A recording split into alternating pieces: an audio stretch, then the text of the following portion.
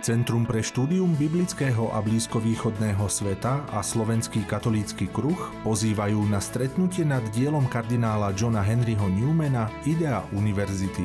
Tešiť sa môžete na prednášku Jána Dolného a diskusiu o spravodlivosti a práve so sudcom Ústavného súdu Slovenskej republiky, pedagógom a organistom Martinom Vernarským. Stretnutie sa uskutoční v sále Slovenského katolíckeho kruhu na Alžbetinej 14 v Košiciach v stredu 20. marca o 19. hodine. Podrobnosti nájdete na stránke biblia.abuke.sk.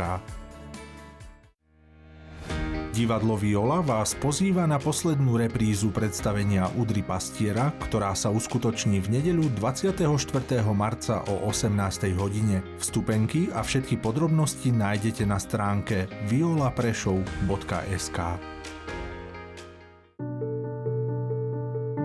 Teologická fakulta Katolíckej univerzity v Košiciach vás pozýva na teologický večer s názvom Budúcnosť kňazstva na Slovensku. Diskutovať budú rektor kňazského seminára svätého Karola Boromejského v Košiciach Štefan Novotný a spišský biskup monsignor František Trstenský.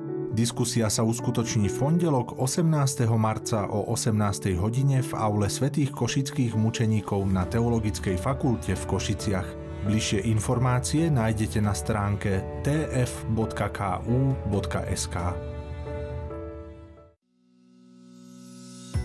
Centrum pre štúdium biblického a blízkovýchodného sveta a Slovenský katolícky kruh v Košiciach pozývajú na cyklus biblických impulzov počas pôstneho obdobia s názvom Sadnime si do kruhu k pokrmu slova.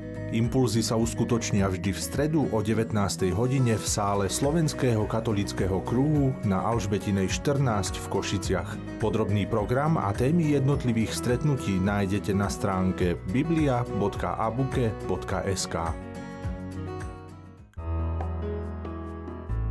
Monsignor Jozef Haľko pozýva na útorky pri studni. Každý pôstny útorok bude k dispozícii pre požehnanie, rozhovor, polemiku či sviatosť zmierenia pri studni na Primaciálnom námestí v Bratislave vždy od 15. do 16. hodiny. Podrobnosti nájdete na facebookovej stránke biskup Jozef Haľko.